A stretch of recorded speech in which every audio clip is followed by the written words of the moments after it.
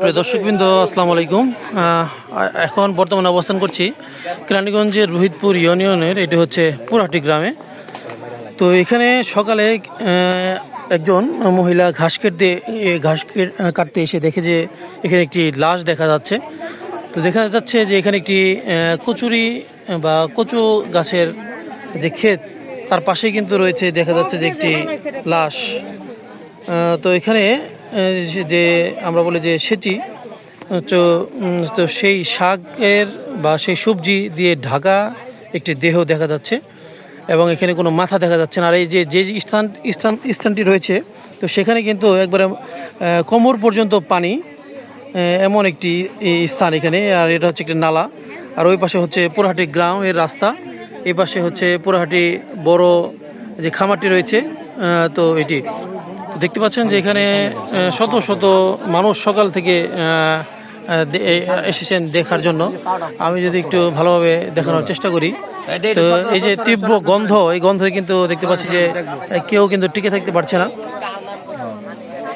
আমরা কিছুক্ষণ আগে এখানে নামার চেষ্টা করেছিলাম, তো দেখলাম যে এখানে কোমর পর্যন্ত পানি রয়েছে, এবং স্থানীয়দের সাথে আমি কথা বলার চেষ্টা করব। দর্শক, আমি একটু সামনে গিয়ে আপনাদের একটু দেখানোর চেষ্টা করি। দেখুন, এখানে দেখা যাচ্ছে যে কোনো মাথা নেই, পা দেখা যাচ্ছে স্পষ্ট। এটা যে মানুষের দেহ, এটা বোঝাই যাচ্ছে। তো স্থানীয় যে পুলিশ ফাঁড়ি কিংবা থানায় এটা জানানো হয়েছে।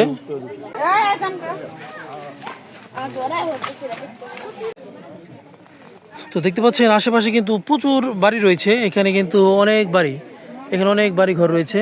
আমি একটু দেখানোর চেষ্টা করি। এই পাশেও অনেক বাড়ি ঘর রয়েছে, আর এই পাশে বিশাল বড় গরুর ফার্ম রয়েছে। তো এটি কীভাবে হলো, তো বিষয়টি আইন শৃঙ্খলা বাহিনী আসলে হয়তো বা বোঝা যাবে।